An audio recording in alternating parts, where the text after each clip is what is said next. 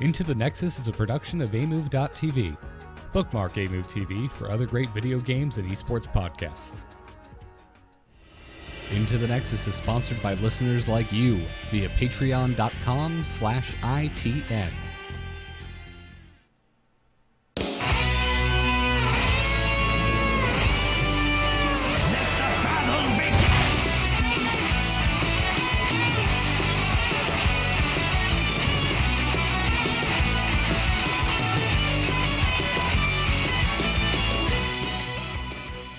Welcome back. This is Into the Nexus, the podcast all about Heroes of the Storm.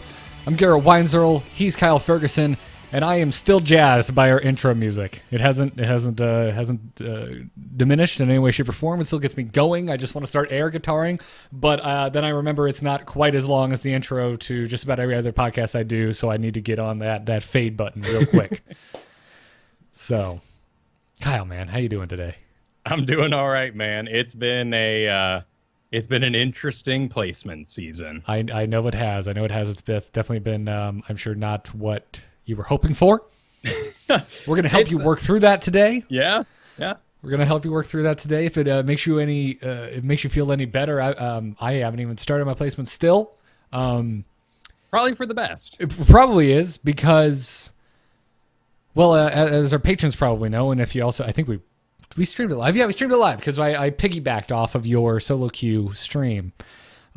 We've been working on my stable, the heroes I should be choosing on certain battlegrounds. Last week, it was our strategy segment. We literally went battleground by battleground and talked about what picks that me, Garrett, not necessarily you, listener at home, but me or I should take. And then we took it one step further earlier in the week and recorded a video where we actually kind of broke it down with a graphic. It is up on our Patreon right now as bonus content for you fine folks. And that's what I've been doing. I've been getting in there and I've been trying my best to play in unranked draft. I know quick match is easier if I'm trying to practice specific heroes, but I'm trying to practice specific heroes for specific battlegrounds. Yeah, and you're going to need that. And sometimes your battleground pick might not be something that works in a quick match environment. So you really do, particularly if you're trying to teach yourself tanking, you're not going to get a lot done in quick match. No. But it was funny to hear from everybody. Of course, yes, we're doing that for Garrett's benefit. Lots of people messaged me being like, well, what about this guy on this? And like, really, a lot of you had really cute ideas. Like, for instance, Seasoned Marksman works while you're inside a terror. So if you want to ride the terror, which you should if you believe that you're the best one on your team because you're going to make the most important decisions, you're going to just go ding, ding, ding while you walk down that pathway. So that can be just a map-specific environment for a hero you like. Yeah, that's the thing. I think that's why I didn't shy away from last week being like, Kyle, I want to be selfish today. Can we do a strategy segment just about helping me prepare for this new season? Because I did believe, outside of my selfishness, that conversation would get our listeners thinking about their picks. And it has. I heard from a lot of people that their placements went really well. I haven't heard that many horror stories from the lower leagues. In fact, lots of people have been working very hard for a long time. Congratulations to you. Yeah, I agree. Same thing. Straight up, honestly, I just haven't heard that many, period, from anyone. I don't know if you weren't placing or if it's just going well or going poorly or whatever the case. You just don't want to talk about it. I'm not sure. But the few I have heard from was the same thing, right? Because I feel like last season we kind of had a big tidal wave of disappointment. I have no better word to say, but folks who felt that they were not placing where they needed to. Yeah, so I'm glad to see that it's working out for our listeners, and it looks like the wave of disappointment has come for you this season, Kyle. It sure did. It went 6-4. At the end of the season, edge of Diamond 3. Went 6-4 in my placements, ended up in Platinum 1.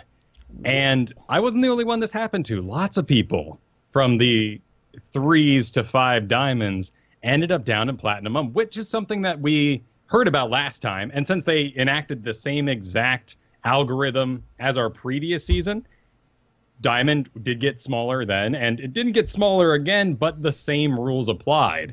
So while I battled to Diamond 2 at the beginning of last season, thanks to Raynor and his amazing bug on Hyperion, I didn't exploit it. I just played a little Raynor while it was going on. Didn't log extra games or anything like that. For me, it was such a wild ride, though, Tychus going in and then getting his nerf on him. And then Dahaka. I mean, you got to remember last season 2 was, well, I guess season 3, but 2.0 was the main tanks out of bruisers patch where Zarya became huge in the pro scene, but Dahaka just exploded. Sonya got that buff, then Arthas at the end here, changing things up. It was a rough time for a Tiri or a Tychus main player for sure, someone who enjoys him a lot. But I also realized that I hope that by me going down to Platinum 1, that's what I'm going to tell myself. Some hardworking guy just busted his buns every day in Platinum and just couldn't get out, and he took my spot. And I struggled because my hero got changed. And it was the holiday season, so there's those excuses, but also I taught a lot. And as you begin to teach, content create, you lose control of some of your own practice because that time goes elsewhere. So it was scary. It was disappointing. It was hard not to think of it as a bill to be paid by Blizzard. Them going basically, hey, you went 6-4, here's the equivalent rank of if you lost 12 games in a row. Those sort of thoughts. Thinking of things in half-hour increments going, okay, if you're basically winning 2 out of 3 games, and that's about as healthy of a climb as you can really expect, they just signed me up for an additional 10 hours of game time in order to get back to Diamond. That's madness. But I did bust it out today. I got back to Diamond 5, and with the tender, loving care of Muradin. And those aren't words I say lightly. No, you're not a Muradin fan. And frankly, neither am I.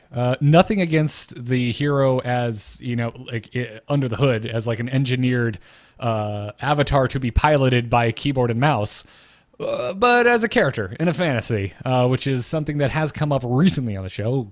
Listen to me complain about Probius last week. I was complaining about the kid I was complaining about. It just didn't feel like a probe to me. And that's where I fall on Muradin, and I know you do too. It's just not a hero. It's not a character. It's not a fantasy that we either of us are particularly into. It doesn't excite us. We don't want to live that fantasy. I don't want to be a dwarf warrior who jumps like Mario. But as we're going to discuss in our strategy section, which will be girthy today, he is really darn important and extremely versatile given all the armor changes that have come in. He can be very creative, and we're going to talk a lot about how those tactics can help you out today. So yeah, it's an important time for me. I'm happy to have my ego crushed, and so I had to branch out and find new avenues. Muradin, Nazebo, I still love my Zul'jin, but those are the two for me right now, and that's an odd place to be. But this is happening to a lot of people right now. In fact, I met one particular disgruntled previous Diamond player last night who threw my first chance at placement by saying, LOL, look at me, I'm plat now, and throwing the game through purposeful deaths. He was not very happy with Blizzard's system at the moment. Well, before we get into news, I guess really just kind of one announcement. Jeff Kanata will be back next week. He will be joining us on the Thursday edition of Into the Nexus next Thursday. So if you were wondering when he was going to come on this month, that is when. And also, if you're a patron, expect another bonus video coming relatively soon. And if you were watching Jay Howe's Twitch stream this afternoon, you already got a preview. I was helping you, Kyle, actually, with your Muradin play. And we were doing a video for our Patreon as to serve as kind of an addendum to what we're going to talk about in our strategy segment today, which is mostly and it's warriors. Particularly interesting too because we're applying newer knowledge to a tank that I've never played in a drafted environment. So it's actually a pretty cool little series. You should check it out. Yeah, I have to say, to spoil it a little bit, I think you're in the perfect place with that specific hero to pick it up and I think run with it, because Muradin isn't a hero you've personally been attached to. You haven't played him a lot. So if you're looking at him now as a tool to fit a specific job, you can just go in with a blank slate and be like, I know exactly what he needs to do. Let's learn how to do it. Exactly. Versus, well, this is how he used to play, and now he did become bad at, which is what you and I are dealing with Tychus, for example. That being said, Tychus still kind of does what he used to do. It's just harder to execute. Yeah, the range is just the big factor there, and he does destroy Arthas pretty darn well. He's not bad at all. You just have to remember when we're having these conversations, poo-pooing him, that we're talking about 2 years of hard work into him that changed a lot. Yes, absolutely. Absolutely. So check that out on Patreon very soon. A game where Kyle and I randomly end up against J. Howe and Artemis Howell. It's a good time. So with that out of the way, let's get into it. This week's Heroes of the Storm news. We're on, boys! Ha-ha! Let's liven up this place! Can Stitches play now? Point me to the stage. It's not on the bullet point, Kyle, but we need to have a moment of silence. Oh? BattleNet is dead. What did this just happen? As of minutes ago, as I was sitting down to turn on the stream, I noticed that, I had BattleNet open and it said BattleNet needs to be restarted. And since I was starting the show, I was like, well, I'll just close it. And so I hit exit BattleNet. And then I go and, I'm looking at my hot buttons, like my linked applications on my toolbar. It is now the Blizzard app. The BattleNet app is no more. It is just the Blizzard app. That rebranding that we knew was coming has finally fallen upon us. Huh. So let's pour one out for BattleNet. A service that we have known and loved for a very, very long time. Yeah, that name resonates through the past, and I guess I'm a little sad. I'm giving into nostalgia here, and I don't do that often, but BattleNet in StarCraft meant a lot to me, so here's to not frightening off new customers. I will remember you.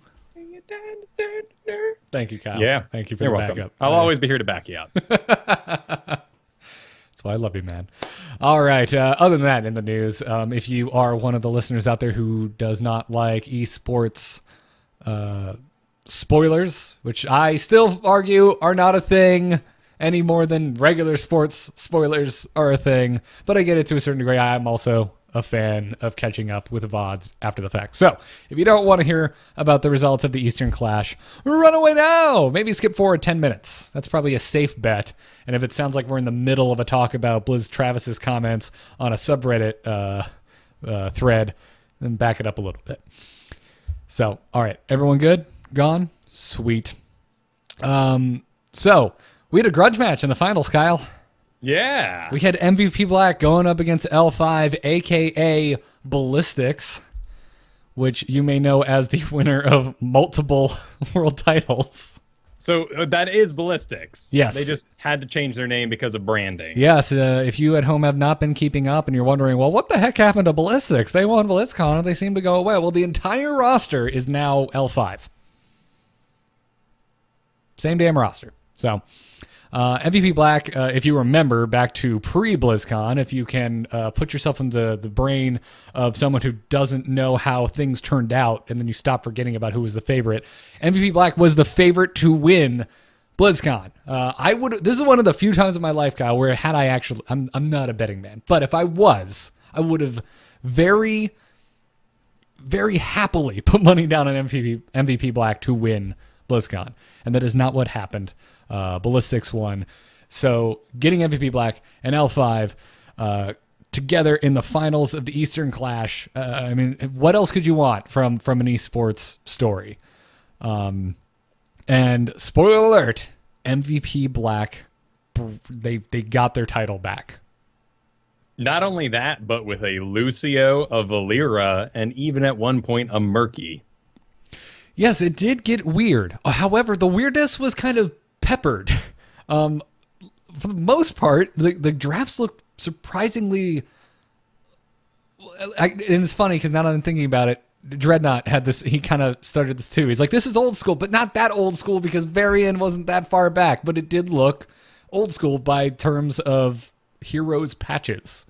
I mean, the very first game against, in the finals against L5, like it looked like a comp from 2 months ago. And it worked. Even doing a single tank for that variant, no less. Yeah, absolutely. It did not. It defies everything we're going to talk about in our strategy segment today. And it's not completely mind-blowing, because when you combo Valeera with Varian, you get a very strong group that's going to cover each other's weaknesses. Before, it was just too much stun, and it was extremely powerful. Now that Varian's lost his stun, you really need Valeera to back that up. They also got a hold of the Malfurion, so you can already start to imagine how this went. Yeah, exactly. But I really enjoyed it. Also, knowing where you were going, I was spending a lot of my time watching Muradin picks, play for I never pay attention to Muradin, but I was watching it, and every single time I saw a dwarf toss used to escape instead of engage, I was like, yeah, okay, cool.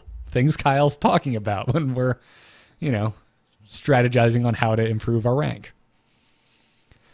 So I thoroughly enjoyed it. It was a good finals, a good series overall. If you haven't missed it, even though if you're one of those who do not care about spoilers and whatnot, but you haven't seen it, I highly recommend heading on over to the Heroes YouTube and checking it out.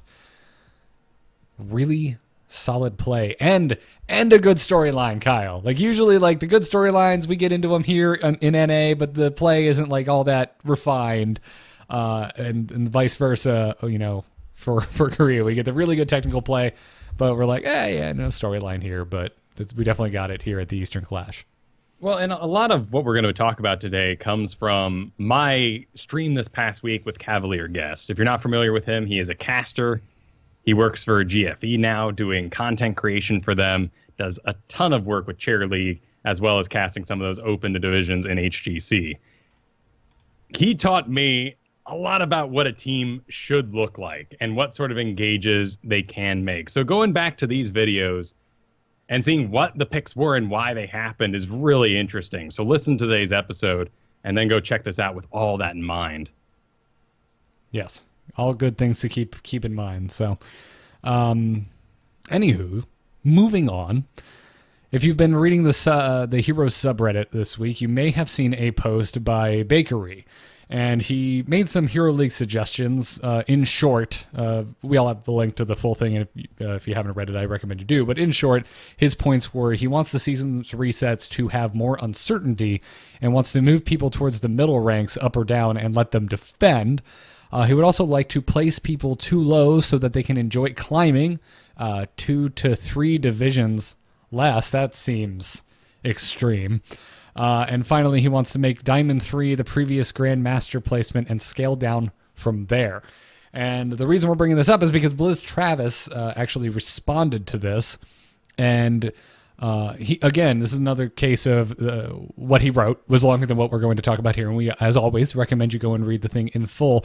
But what interested us was that he mentioned some other methods of attaining the similar goals that Bakery suggested that they've actually been considering. So changes they have been considering are 1, to introduce rank decay for Master and Grandmaster players so that a player cannot roll over from one season to another as a Master or a Grandmaster and just maintain the status for, quote, free.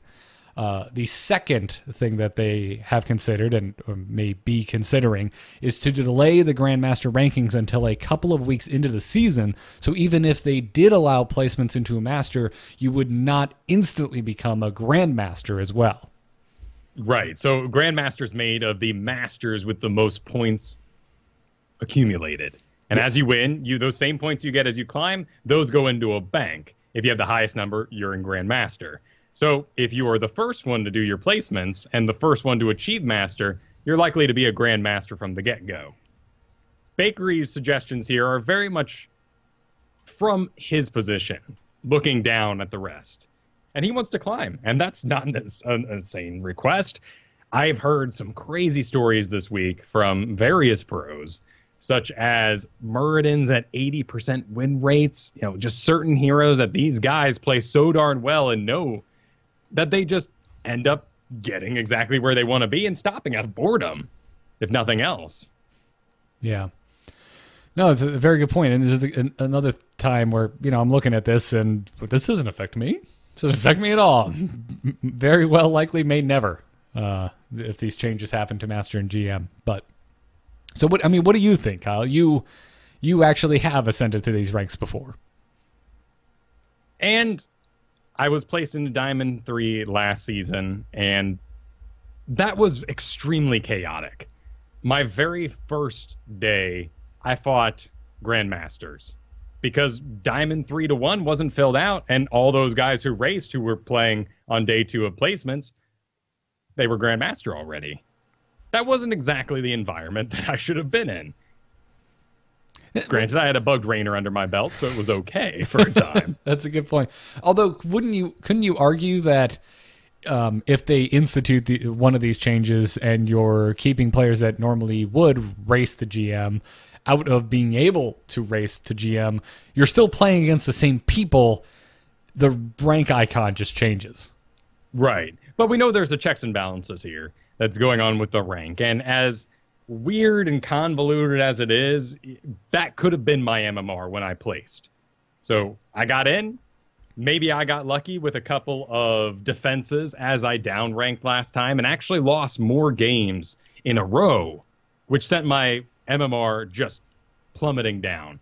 And I actually attained last season possibly a platinum MMR. But because of the system and my ability to defend at the gate, I stayed in Diamond. And that's not right either. But if I am a low MMR Diamond 3, I am now fighting low MMR Diamond 3s. And if I'm a high MMR Diamond 3, I fight high MMR Diamond 3s. So the system does work, and if you increase your rank faster than your MMR can increase, then the rank is an illusion, but it feels way better than the number 50 points because you're going 6 a win instead. And I've been saying this for a while, but we need to decide as a community what we want from Blizzard. Are we ready for that level of transparency, even if it means that you're at 2,000 and you want to be 3,000 instead of 2 full divisions up from gold to platinum? That's a lot more daunting. That is a good point. And we've mentioned it multiple times here. Where do you stand personally? Would you like the transparency? It's difficult for me because it's always going to be an emotional issue, because this is a video game that you put a lot of work into that to me yesterday said, nah, sit down, kid. And I'm like, whoa, what? That hurt a little bit, but it's just a machine. And, I remember I took this from the Dog Whisperer. And it was, he said at some point, never be insulted by what a child or an animal says to you. If they hiss, if they bark at you, it didn't mean anything. They're just an animal. And that's kind of what the game is it's just doing the best it can. And while, personally it did hurt my ego, I got back in there. I trained up very quickly. And now I'm back in Diamond, and that's okay. So getting back on track and going even to a lower division gave me the opportunity to get back on track. I mean, Nazebo is good everywhere, but Nazebo's real good against Platinum Gul'dan, who stands still while he casts all his spells. That's rocking. And you destroy him, and it felt awesome, and it was really rewarding to pick Kale. I was picking Kael'thas as well, Tomb of the Spider Queen mainly, but to punish people and be like, oh, okay, I'm all right. I still got this. I like that a lot. Like the through line of our discussion over the past few weeks has just been, don't be afraid to dust your game off or like dust your roster off. Actually actively think about the heroes you're picking, why you're picking them, and where you are picking them. And simultaneously, don't think when a big patch comes in, like we got with Probius, that you are required to dust it off. If it's still working, do not change it. But, I came to the realization that I was really leaning on Tychus as a crutch. And while he can still flourish in the right scenario, that I needed to broaden my horizons. Well, and realize for yourself, too, that as you get busy with life, your roster's going to shrink. Exactly. So make sure that is the very top. Yeah. And that you let that cream rise. I mean, it really is. I mean, at the end of the day, and it shouldn't come as a surprise to anyone. You just need to keep playing. You just need to keep practicing. You just need to keep learning. And that goes for life, not just the Heroes of the Storm. But you need to stay hungry and you need to keep learning. And you're exactly right. Life happens, and suddenly you're leaning on a couple a couple picks that work really well, and if something changes, you're going to be in trouble. So keep learning new heroes, keep learning old heroes that maybe you missed. Well, and cut things. Something I learned from Pixar, actually, now. All these different avenues of figuring things out in Heroes. Lots applies to Heroes. It's a very real-life game in that way. But Pixar has a philosophy, the less characters is more. And they combine them constantly. They'll start movies and they'll plan it out, and Woody was like 3 different dudes that they just went, we can take all these traits and make it one leader. We don't need this convoluted storyline. So when you're looking at Blackheart's Bay, and you know Zool is really good in the top soaking, but you already played Nazebo, he's really good at that too. And you'll get double stacks. You're already really good at Butcher, he can do the top on Blackheart's Bay just fine. So make those connections. Keep things strong. Well put. And our final bit of news this week is minor, but the thing I am more excited about than anything else. And Kyle, I found myself once again this week fist pumping and agreeing with Reddit. Only I didn't feel dirty. And that's because user Phoenix made a post that reads, I bet devs have this in the pipeline, but if not, Brightwing needs an aura radius indicator even more than Lucio, and dropped reasons like, hey, you know, if Lucio misses some heals, it doesn't matter because he's rapidly ticking. The ticks are always happening. However, if you miss a tick with Brightwing, that is 4 seconds wasted. And I'm just sitting here going, yeah, you're totally right. And then he says Brightwing is slower and the aura radius is smaller. And I'm like, yes, preach. And then he finishes it with, she also needs to stay in range to get value out of some talents throughout the whole match. And I'm like, oh, yes. Oh, my God, I love it. And I'm fist pumping. And I'm like, yeah, oh, my God, this is so right. How the heck is Team 1 not doing this? And then Centauric gets in there and drops a little blue reply that says, sir, you're in luck. We do indeed have this in the pipeline. And I go, oh, okay, well, that's how, because they actually do have it. They're working on it. It's coming soon. I'm so excited about getting a range indicator on my Brightwing. It'll be nice for sure. Going to be a quality of life change. Definitely. And Brightwing's such an early pick. Often Brightwing 2 is so busy. I mean, if you haven't been limited in your supports, and Lucio's gone and Malf is gone, Brightwing's pretty darn close up on the list. And normally she's taken for polymorph, which means it's really the rest of the team's job to stay inside her healing range because she's got to ebb and flow with whatever Chen or Vala or whoever it is she's controlling. Yeah, you're absolutely right. It's a hero where the onus is on your teammates quite a bit, because you're gonna have someone you're gonna have to protect as Brightwing. It's up to the other 3 people to play around you. I do really respect it though, that Blizzard wants to leave it open and give the best chance for someone to get into this game, discover things for themselves maybe, but not feel completely daunted when they start. And I've watched League of Legends before. I have no idea what's going on. There's tons of effects flying above people's heads, and we still have those. I mean, Zul'jin's little axes that show up on people, that's really loud and doesn't really make any sense if you don't know what's going on. Or Butcher's brand, there's one. Everyone should figure out what's going on there. Run, please. I hope that with this range indicator, we can start to work towards at least a button where I can say, tell me everything. Give me the paragraph.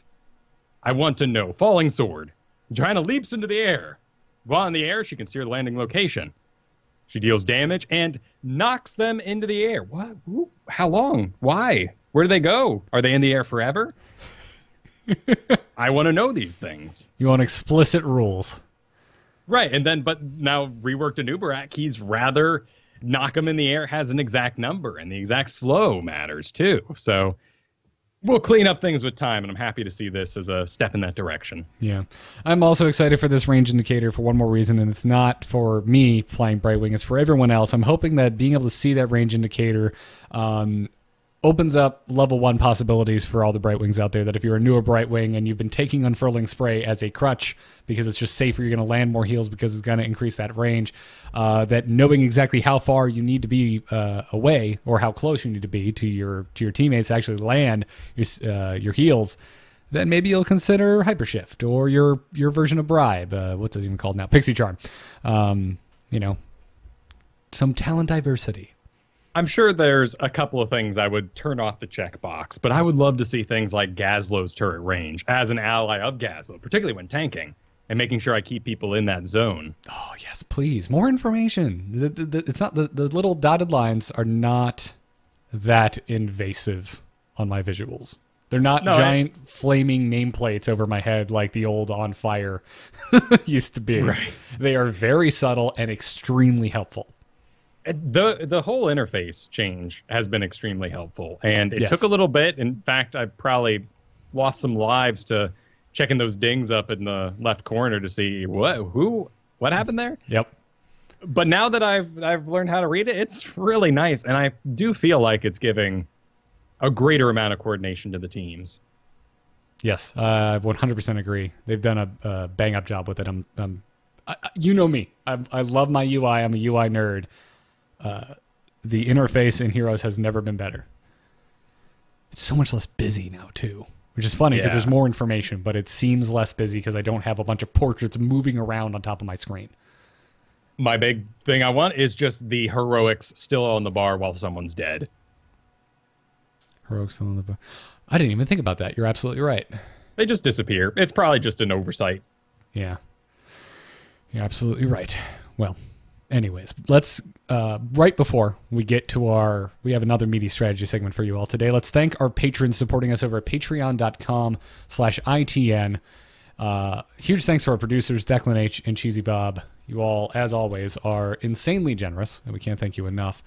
But also thank you to Man Bear Pig Goose, who I think, let me just skim real fast. Yes, wins the name game this week. That's absurd. Thank you. Humberto CF, Mark G, Rob MV, Jean Von F, Joe K, Alex I, and Rowan B. Thank you all so very much for enjoying the show. And as always, to all of you non-patron listeners, you don't have to be. Into the Nexus is always going to be free, but if you get some value from our show and you want to give some in return, patreon.com/ITN is the best place to do that. So we appreciate it. Even if you're considering it and you're like, don't have enough money. Totally cool. Thank you anyway. Now, let's do it. This week's strategy segment where we talk a lot about warriors. Choose a talent. Choose a talent. Talent? That seems generous. Don't reveal our plans to our foes. I mean it. Not a word. I'm sorry, Johanna, but we're going to reveal those plans. Specifically, plans that involve you. Yeah, I got some bad news for Johanna today. Yeah. Okay, so you already alluded to this a little bit. You had a guest, Justin Neff, better known as Cavalier Guest, on your stream, and you got down to the nitty-gritty, I would say a very black and white kind of discussion about the requirements of being a tank, more specifically being a main tank, and you have taken that discussion and boiled it down to 4 hard and fast rules. Right, and you all know that I did not want to go to Muradin. I didn't want to go to Johanna. I want to be a monster. When I think of who tanked me in game, I think of Arthas, and I think of Diablo, as I set up multiple town portals and ran through them as fast as I could as my crows died repeatedly, and I kept trying to summon because I was a druid. But to overcome my lore needs, winning is fun, and I want to win. And I needed hard science to make that choice and understand what's a tank and why certain bruisers certainly aren't tanks, but why some other warriors aren't tanks either in the true meaning. All this information was told to me by Cavalier Guest over about a 3.5-hour stream. This is going to be the condensed down version of that. He is a book. I could ask him questions for a long time. Go check out those, youtube.com/Kyle Fergusson, if you want to see the full-length things. This is going to be the meat and potatoes, though. So to get this, to understand where we're coming from, very first thing you have to understand is his ideal team composition. And it makes perfect sense when you start to think about it, and it is the easiest team composition that you should be pulling off. It's one that you can do really, really easily in a draft and direct people towards. A tank, obviously, a bruiser, burst, support, and flex. I didn't say sustain there. Right. The flex can become the sustain. That would be your last pick, Butcher, because they have no CC, or Hammer because they have no poke. Also the bruiser. The bruiser is sustain, which is a thought that I'd never really had before. But if you think of Artanis, that number is definitely middle of the road and sometimes even really high up there on that tab screen. So you don't necessarily need sustain. The tank is going to be doing auto attacks. The bruiser is going to be doing auto attacks in most cases. So if you go double burst, it's not quite the problem that we think it is. Because understanding all this is going to cause a lot of you to be very upset during your games. And I apologize for that. Take this with a grain of salt. Are you about to open the Ark of the Covenant? It feels that way because it can be really frustrating when you start to understand that what I just said, tank, bruiser, burst, support, and flex, is the very best way to draft. You're going to watch the only 3 tanks, really only 2 tanks that there are, main tanks, slip between your team's fingers, and it's going to drive you nuts. Yeah. Should we pad this a little bit? I mean, there's always, it's obvious, but there's always the asterisk of you can make other compositions work. Of course, I've won with solo tank Sonya's. The damage was great enough. The solo Tassadar with the solo tank totally worked out. This, of course, isn't by any means a death sentence, and there's no way you should throw or say so in the draft as it's completed. But by having this knowledge, you'll be able to combat and hopefully work people towards a superior draft. Gotcha. All right, so what are the 4 requirements of being a main tank? Before we get into that, I want to make sure everyone understands an interesting concept. And you see this in pro play, watch for it. It's really interesting. A team will have a Diablo and a Thrall versus an E.T.C on the other side. Diablo's entire job is making engages and keeping E.T.C from basically mosh pitting or controlling his backline. The whole rest of that enemy team is the responsibility of Thrall, the Bruiser, or a Sonya, or an Artanis. The frontline tank has the health to be that satellite out there and be absorbing CC, burst damage, sustain, whatever it is. But, of course, they don't want to be doing that, so they're going to be trying to circumvent. And that's why in the pro scene, you very rarely see a classic World of Warcraft comp with 3 ranges, a support, and a single frontline melee tank. It simply doesn't happen because the damage is so high in this game that if you manage to circumvent or kill the tank, that whole team is going to fall apart. You have to have a bruiser to make sure you have the simplest execution possible. And a phrase we use around here from Dunk Train, burden of execution. Avoid making things harder for yourself. And that's exactly your goal here today with this talk, is to just make things easier. You can get cute, but might as well make it a little simpler for yourself. And if you are going to get cute, realize why you're breaking the rules so that your cuteness is executed upon with the strength that it needs to back it up. So, these tanks are satellites. They're going to be out trying to control the line, but it's not quite their job to aggro everything like you would in World of Warcraft. That's simply not going to happen. But you're trying to control the enemy tank from accessing your guys, and with the mobility to get back and help your men if they should bypass you, along with that bruiser who's helping you out. The 4 things you have to have, and we'll go through each one of these in detail, to be a main tank. And these need to be nearly A+ in each one of these categories to truly be a main tank. Is going to be engagements, making an engage for your team. Peeling, the ability to get people off of your guys. Being a mobile ward. This is a term from Cavalier that can be a little confusing, but basically, you're the scout. You have the superior health to walk into a bush and not explode. And being a damage sponge. And that's an easy one to throw away and say, oh yeah, the tanks absorb damage. That makes sense. The reason why a certain tank is a main tank is because of the value of their spell. Think of Avatar. Muradin's Avatar. You pop it, and flying in your face comes an orb, a Greymane swipe, and a Tassadar lightning. And all 3 of those things together did not equal the health that you got from popping Avatar Or think of it as support land. If all three of those things hit and a Malfurion heals through it all, you just negated 3 abilities with 1 heal. That's the kind of value we're looking for in a damage sponge. Yeah, so, and there are some warriors that are horrible damage sponges, and it's one of the main reasons you don't see Leoric that much, for example.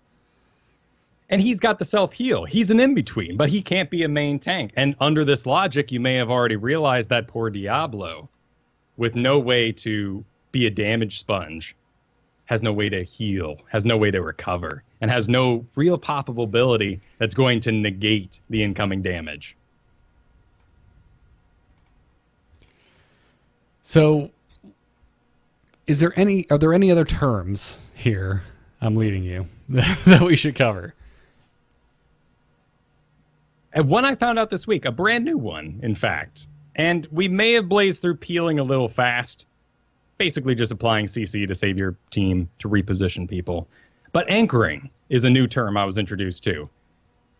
And this is not entirely transparent, but it's a word that we've found in English to embody a trait. And in fact, one of the reasons why many of our foreign teams are so strong, particularly Korea, is they possess the language to talk about these things. And we're only just discovering the words we need to have a conversation and structure a strategy. So anchoring is position to scout and hold off the enemy team. The most obvious version of this is going to be when you're on Cursed Hollow and you're a little scared because you're doing a boss. Right. Who should scout that out? It should be the tank. Or a bruiser that has an escape, because they are going to be able to scout it out, but also have the escape or survivability to do something about it, or the peel, the CC to actually stop people from getting there. We've all seen the Vala that's go, I'm going to scout, and they stand there, and what are you going to do when they come? Maybe you have Rain of Vengeance and you might get a stun. That would be excusable if that's the best one on the team. But for the most part, some squishy hammer positioning themselves in that upper bush so they can fire on the boss while scouting out, bad decision. The tank's not doing that much damage anyway. If you're all there together, you probably have the support. Heal your bruiser, let the main tank scout the incoming. Yeah, that's another a good point. way to think about this term is divide the map right down the middle. And there's your side and the enemy side. And anchoring is when you as the main tank decide to step over that line to do something. And it's a lot like what we just talked about. In that case, it was scouting. In this case, it could be you're on Infernal Shrines and there's skeletons in the pit. Mm-hmm. So you walk to the enemy side, hit the skeletons, and get them to chase you back to your side into your hammer's range. So you made a conscious choice to invade their half, but it wasn't an engagement. It was to keep the positioning strong on your team. I like that. And it all comes back to kind of that mobile ward idea, right? Because you are granting vision in that scenario. You're going to see when the opposing team tries to come and reclaim a foothold in the pit. Right, and as I mentioned earlier, very briefly, the damage in this game is so ridiculously high that if anyone else but the main tank does this, they are going to explode. That's a really important concept. It's so paramount that you stop face checking as Kael'thas right now, today. Everyone out there, there's nothing in that bush that you need to know. If they're doing the boss, it's over, man. You're not going to stop it. So let the main tank stick their face in there, do a dance, just turn around on your little mount, do a few spins as that tank passes you. They're the only one that can survive in that situation. Yes, and there's as we're going to get into, there's even warriors that should not be doing this, for the most part. So let's get into it. Let's score some tanks, Kyle. So we're going to use good old-fashioned grade school grading here, A through F, and some of these will have little asterisks with it depends, and we'll explain why.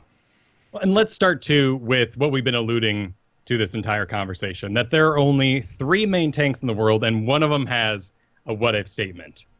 This doesn't mean you can't win with others, but the only ones that truly score, and this is the kind of fact that I respond to.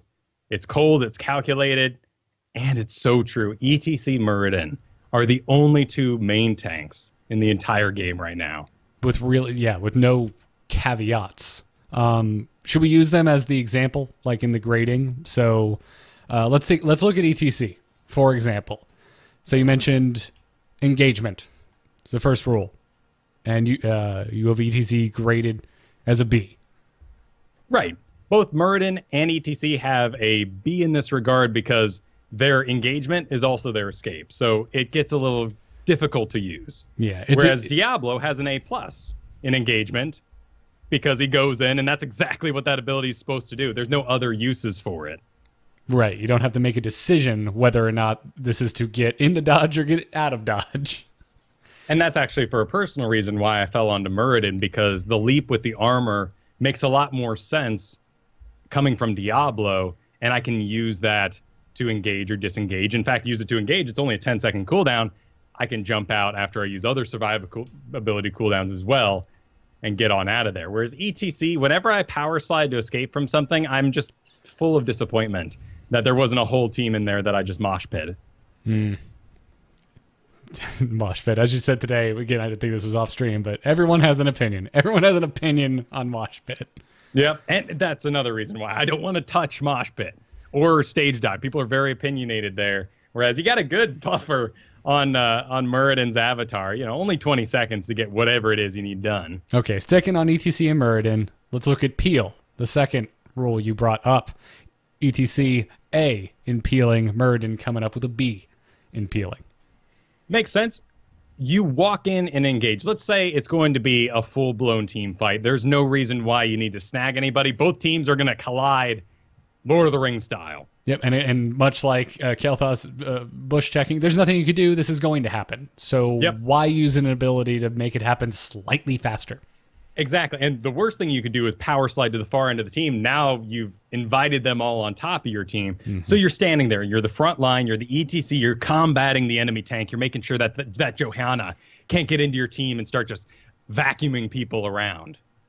But she manages to squeeze by, and so does her pal Butcher. E.T.C. is an A+ peeler because he can power slide backwards and then face melt outwards, disconnecting the melees off your squishies. And ideally, after it's over, creating a body block. Muradin in this category falls into a B because he has to leap there. While you may create a body block, you'll have to use your stun. That stun might have been needed for other things. Sure, you used 2 abilities on E.T.C, but the impact wasn't as high. You have to work harder. Definitely. But still very good at it. All right. Rule number 3, mobile ward. So granting that side, being that bush checker, all of those things that we detailed earlier. E.T.C with an A, Muradin with an A. Here's where you can really think about this. Mobile ward. You're going to be the one to face check things, so you might as well have the survivability to do that. You need that, of course, to be able to be one of these wards. But let's say you actually do face check and the enemy team is incoming, and it's all 5 of them, and everyone is a long ways away. They were doing that boss, and you went forward to do the scouting. Arthas, Varian, F. They're dead. But Muradin, E.T.C, power slide. You probably took the ability to power slide over terrain as well, so you'd leap over a wall, jump over a wall. Same thing on Blackheart's Bay. If you need to hold on to a whole bunch of coins, Johanna is stuck sitting there dead. But E.T.C, Muradin, they're going to do something fancy and get away. Yeah. Absolutely. That's all very good points. Obviously, this is where I go in. But Kyle, I play Arthas and go army, so I just tap R a bunch of times and survive. But that means you have excellent sustainability, a damage sponge. All right. But let's bring it back to E.T.C and Muradin, the target of our affection for this discussion. E.T.C getting a B in damage sponge, and Muradin, for reasons you've already mentioned in his ultimate, getting an A+ as a damage sponge. Well, and a lot of other reasons too. You got Stone Form, you got Hardened Shield, which is still 75 armor. You got the Leap that gives you armor.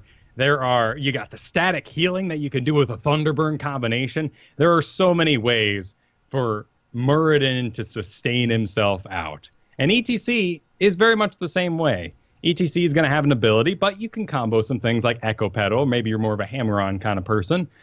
I would suggest Echo Pedal in most cases. And you're going to back up, maybe. Maybe you just stay in the thick of it. You don't have a trait like Muradin. So you just stay in the thick of it. You keep spamming that guitar solo, and it gives you that sustainability that keeps you going. You have armor talents, all sorts of choices like that. You can even go Storm Shield if you really want later on. For Muradin, it's very much the same story. He will need to back out. Muradin really benefits from having a bruiser because you will be trading a lot as Muradin soaks up an absurd amount of damage, but then has to check out for about 5-10 seconds before re-engaging because his trait kicks in and gives him all that sweet health back. So we've talked about all four things, and the last thing is, can they main tank? So for E.T.C and Muradin, if you've been following along, the answer is an overwhelming yes. They cover all of this. Now, who is your asterisk third main tank, Kyle? There's only one, and his name is Anub'arak. He is an odd sort of mutation of Muradin, but he has excellent engage, excellent peel, can mobile ward because he can bail, and he does have his own self shield, which is going to allow him to absorb some sustained damage, but in all reality, his ability damage counters are too high. So Anub'arak, main tank, heck yes, if you're facing ability damage. Yeah, there's a gauge. Notice. Sorry, go ahead. Let's compare this for a moment, though, to Johanna, because Anub'arak has achieved main tank status against ability damage. Johanna has not achieved main tank status against auto attacks because her engage is weak. There's no way to really increase her speed. We're not thinking about heroics here. I mean, Leoric may have Entomb. That doesn't give him an A in engage. It's a heroic. So Falling Sword, not going to help you out there. You have to chase them. You have to put talents into to increasing your speed to maybe grab someone with Condemn. And even then, they're not guaranteed to hold on. You're not creating a body block afterwards like you do with E.T.C or even Muradin because of that leap and the stun you have. Right. It's messy. It's not surgical. Johanna's probably the best peeler in town. Blinds, particularly against those auto attackers, and repositioning people, slowing them down. You're going to do a lot of good work for your team, but you can't make that engage for them. You can't mobile ward because you have no mobility. You can't burrow. You can't power slide over terrain. You can't leap over something. If you're caught out, if you are stuck in a 5-man body block by that enemy team, you're dead. And so, with those things in mind, Johanna only scores about 2 out of 4 and doesn't meet the requirements. Yeah.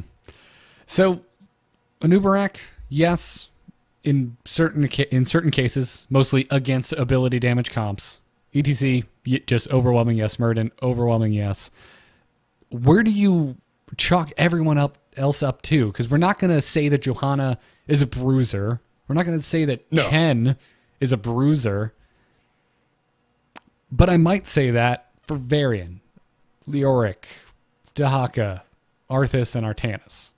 Well, and some of these scores are inflated, certainly, by certain heroes' traits. I mean, Leoric, a mobile ward. Well, he has Wraithwalk that allows him to escape from most situations, so he's highly mobile. He can absolutely scout ahead.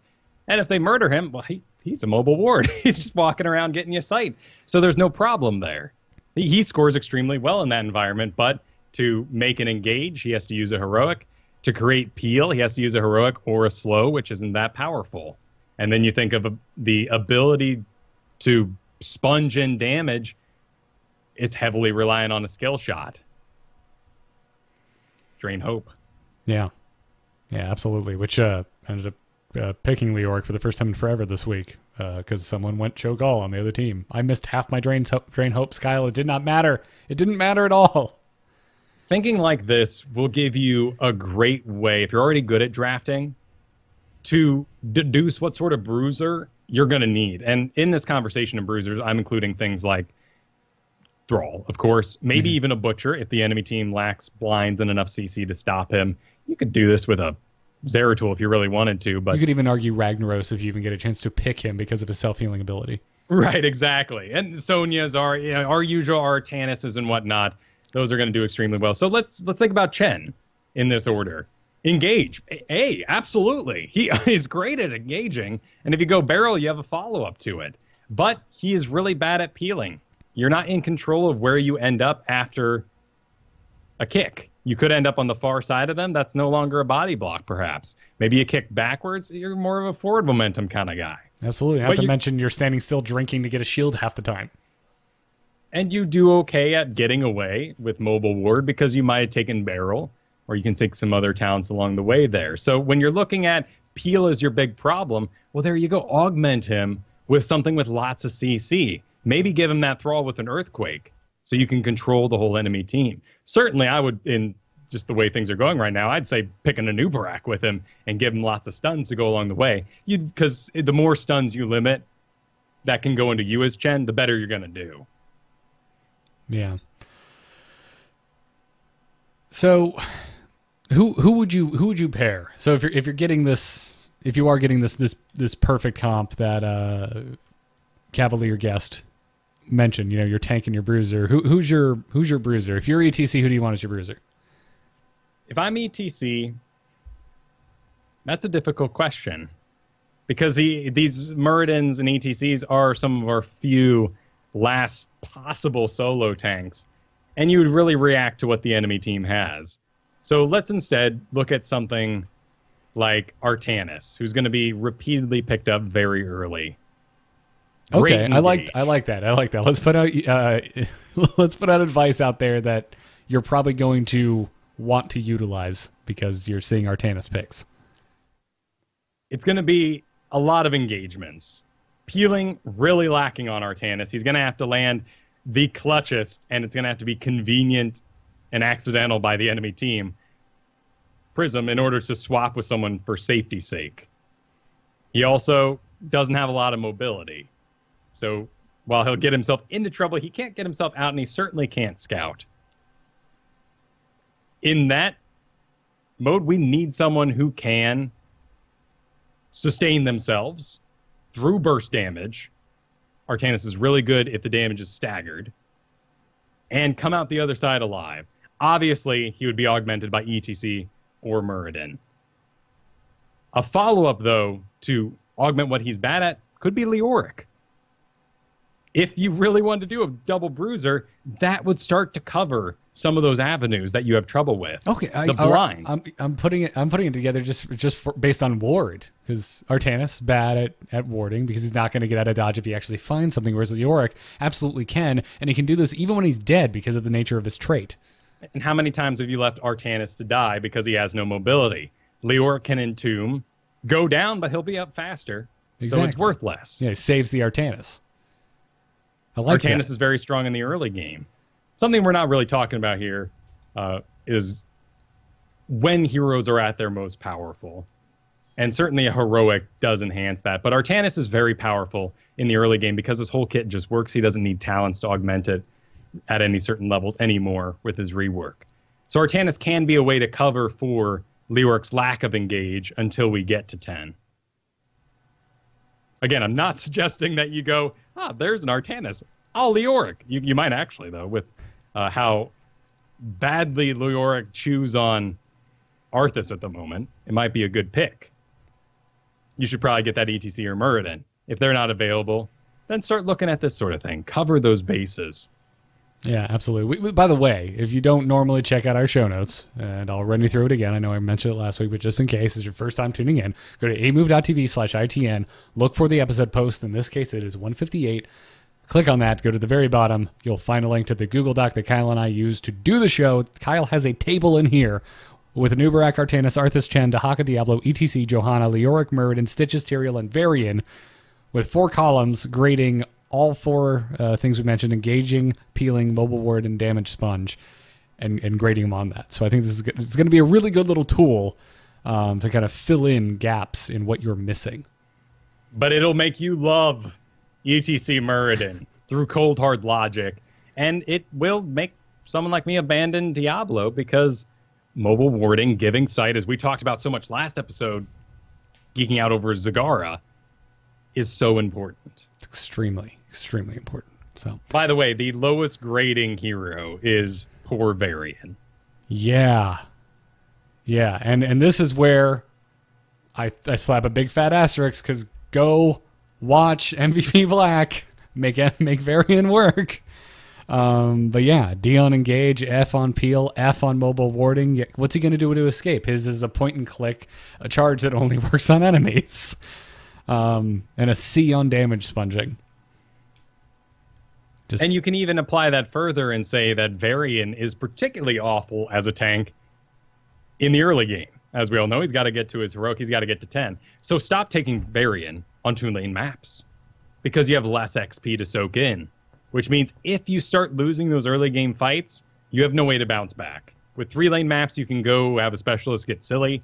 You might be able to sneak some camps. You may be able to sneak a fort during the objective. There's lots of cool things you can do on our big 3-lane maps to make a comeback. Bosses as well. Some of those are lacking from our 2-lane maps. Do you think they'll ever do something extremely weird and let us choose our heroic for Varian in the beginning, but we don't actually get the ability until 10, but it augments our stats to push us more in that line so we can actually be more of a tank from the beginning? I really like the way Varian works, and I think it's healthy that there are different peaks of ability power. Like Nazebo, why should you get your level 20 before 20? That's fine. Let's not take Nazebo on Battlefield of Eternity then, because there's no way you're going to soak out that many stacks anyway. Now, you might just take Nazebo because it's your best, and that's 100% fine. But if you're looking at this sort of maximum advantage, he would be a bad choice there. Fair enough. How much should I be reconsidering my Arthas pick here, Kyle? Arthas did okay, and he's in an okay spot. He's basically middle of the road, and really the thing you want to be looking at if you're going to be tanking with Arthas is the damage going to be staggered? Because if it is, you have a lot of tools to deal with it. Not only your frost auras that need to build up over time, perhaps giving you stacks or rooting them or whatever the case may be, but you're going to have your own self-heal, which is really important, as we just talked about with E.T.C. Your engage is out in front of you, and you have to walk to it. You have no mobility. How do you enhance your mobility? Well, you can get yourself a real mobile, wardy bruiser alongside you if you want to do that main tank, or you just grab Lucio, and that kicks butt. Yeah, I like Lucio.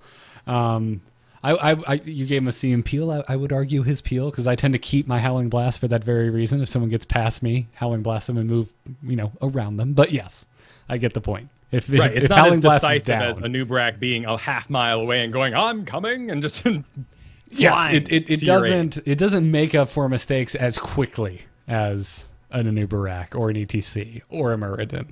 And in all reality, those are stuns. And if I'm Zul'jin in a route, I'm not stopping. Also a very good point. So, any closing thoughts on this? I can't help but notice we haven't really mentioned Sonya and Zarya. Sonya and Zarya are just considered not tanks at all. And they are extremely high damage. You may win with one as your tank just because the output is surprising and the enemy team gets raffled. That could happen. I've won a game, as I've said, with Rexar and Murky, and me being support and main tank for Misha. Those victories are possible. They simply, because of the position they need to be in, are unable to peel or pay attention or give that level of care to their team outside of heroics. Leap, you might do expulsion zone, great peeling opportunities, not a peel. Noted. Chat room has also been bringing up the Cavalier has his own tank guide called The Art of the Tank, and I will make sure we link it here in the show notes. It already is. And in fact, quite a bit of this information was augmented from his discussion there. And he used a color-based system, which wouldn't work in radio, so we went with nice school grades. All right, fair enough. But this is about 6 months old. He's posted this before, and I feel like my brain was only just now in a place that I could absorb, because you have to be mechanically good enough to utilize the information like we talked about before. And I feel like this is the perfect time for everyone to start thinking about these. Next step, I can assure you, is timing attacks, which are going to get really weird, but the most obvious example would be old Kael'thas. When he hit 16, he was a powerhouse, win right then. Note these in your own lanes. Oh, I'm Nazebo. I hit level 4. I now have nearly infinite mana. Up the aggression. Okay, all right. Well, great. Kyle, man, thank you for putting this together, because it's definitely helping me. And would also like to remind our patrons we're going to have a video coming out if they would like to see your first 2 ever drafted games as Muradin.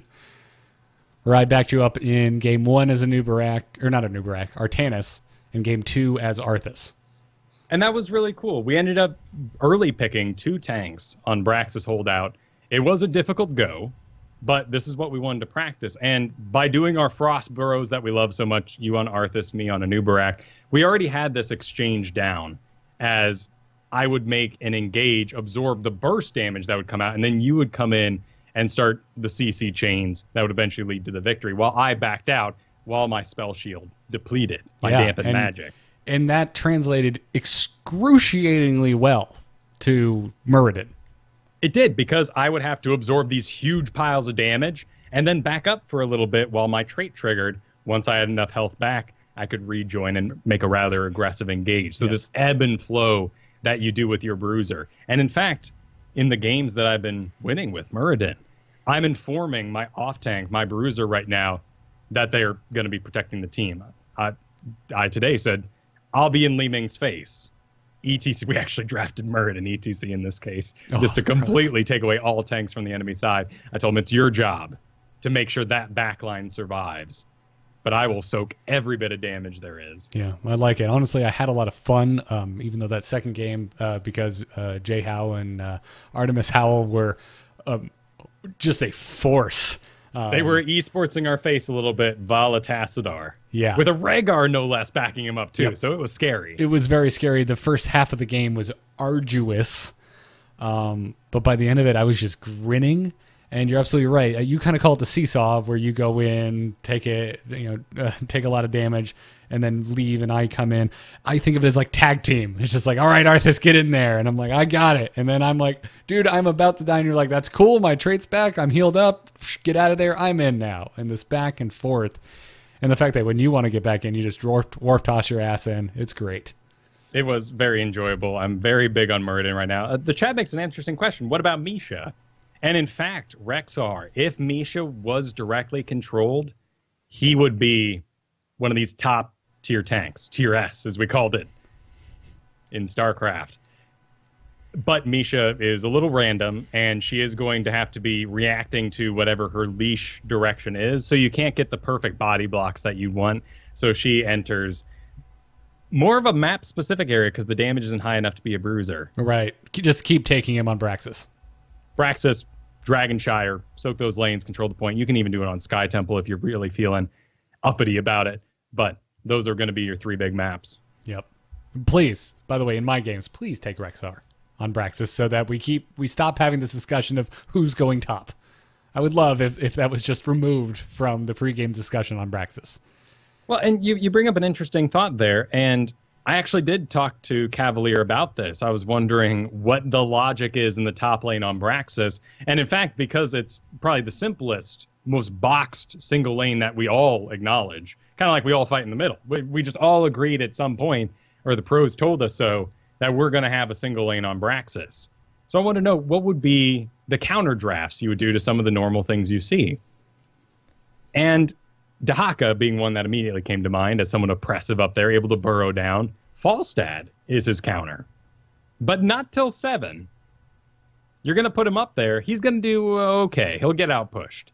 But when you get Boomerang, and Boomerang is a really important part of Falstad, it's a little cut dry. It's lane clear. It's too powerful. In fact, some pros are even asking that Falstad and Dahaka lose their lane clear talents like Boomerang or Primal Aggression, so that they're not assassin or tank status in a way, flying across the map magically while also having the lane clear to deal with the thing that they show up with across the map. It should be more of a tactical decision in their eyes. You're going to go top and maybe you'll soak it out, but you're not the best at it. You're still making choices for your team. Kyle, this is why I like Nida Sagara on Braxis. Oh, Nida Sagara. I mean, I just love Nida Sagara everywhere right now. But again, you have to wait till 10, right? Why wait till 10 when you can take Falstad and have it roll in at 7? Right, well, and that's where personal skill and your sort of acknowledgement of those power spikes really comes in. Thrall is going to be another important one that may often be picked up. His counter's Chen. You're going to have, at higher level, a little more lane clear than him once you maybe take some fire talents like the pros do. But mostly, you'll just drink through anything Thrall can do, and he has no interrupt to stop you. If you're up against Rag, Sonya's the answer. because Rag may be trying to clear out that lane, getting stacks completed, but Sonya simply outlanes him. And as Rag pushes out Sonya in the early game, Sonya scales really well and starts overhealing on the lane minions. Rag can't stop her. You're a And your answer to knowledge, Rexar is Alarak. Alarak, really? It because of the superior poke and the ability to reposition a tank who can't get himself out. Grabbing onto him, silencing him, silencing the bear even, healing yourself with lightnings off the bear to keep yourself sustained. It works against him there. The Misha is a detriment. I didn't really think about that. And in fact, with Alarak, every lightning you do should be to the most distant target available, because every time you hit a hero, you get health back. Well, now you have two heroes in lane, usually making a straight line in between you and them. So you hit Rexar in the back, you also get Misha, you get double the healing. All good points. You're a font of knowledge, sir. Thank you. Only because I do the research and I ask the questions. Well, you're getting it, and that's good. You're good at your job, sir. I'm glad you had a Cavalier guest on this week, and we'll have to, even though he was, not a guest on the show, I feel like he was. So big thanks to our phantom guest, Cavalier guest. Absolutely. Well, I think that's just about going to do it for this show. Another announcement for our patrons, if you haven't been keeping up on the Patreon, we're going to be trying something different with our patron hangouts. We're going to start calling them patron bonanzas. We're going to continue doing our normal post-show games that we always do every week, but one of those nights, 1 week out of each month, we're going to get together and take questions during the downtime, answer questions, do Q&A like we always do during the Patreon Hangouts. But we're going to get into Team League most of those times. So once a month, we're going to turn one of our ITN Thursday night after show games into a Team League night. We're going to play longer than usual. And then we'll get bored with that. We're going to mix it up. We might do some crazy, wacky pre-made games like Heroes Charity Brawl and the like, but we have all the details for that up on the Patreon right now.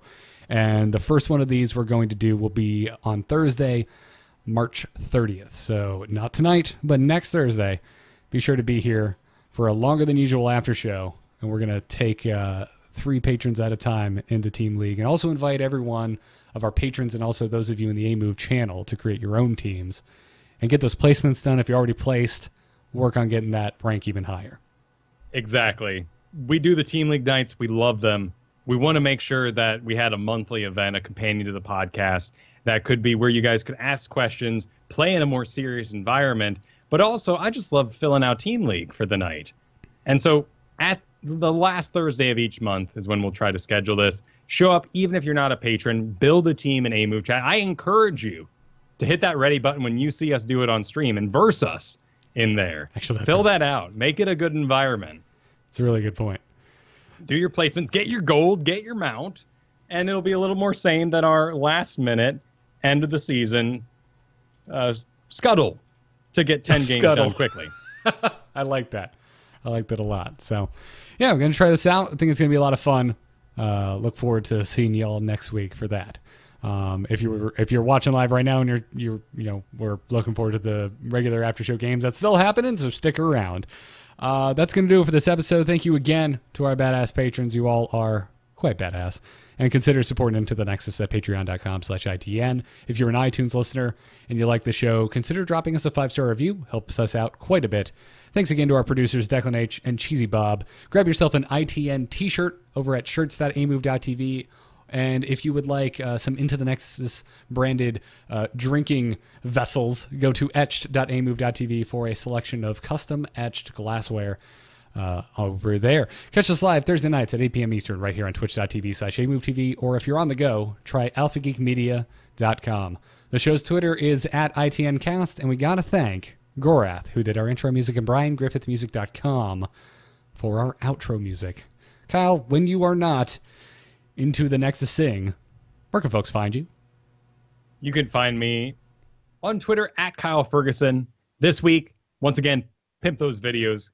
YouTube.com/Kyle Fergusson. Gentleman's Chat. 2 videos, 2-parters. About 2 hours of video there where you can gleam all this stuff that eventually got condensed down in today's strategy section. You can also check out the Solo QA podcast, where I put up the audio version of these conversations. Often we weren't actually playing a game, so it's not visually interesting. We were just talking for about 40 minutes before we actually hit that ready button, and you can check that out over there. Awesome. Folks, if you want to find me around the web, I am on Twitter at Garrett Art. Garrett has 2 R's and 2 T's in it. Keep reminding you, but I'm sure someone is due. Everything else I do can be found at amove.tv. Check out the Angry Chicken for Hearthstone. Check out the Angry Nerd, my solo show, where lately I've been talking about Zelda, and also getting delightfully non-gaming and talking about car shopping, which I get excited about. Most people lose their mind over it, but I love an excuse to go look for a used car. And plenty of other shows there as well. Check it out, amove.tv. And if you're looking for graphic design, check out nomoonart.com. That's my graphic design portfolio. That is going to do it. I thoroughly enjoyed the show, and I feel like the last 2 weeks at least, I have learned a ton. So thank you, Kyle, for last week going out of your way to try and understand how I like to play this game. And this week, just bringing a ton of knowledge, courtesy of your stream guest, Cavalier guest, which everyone should go check out as well. Until next time, folks, good luck and have fun. Take care.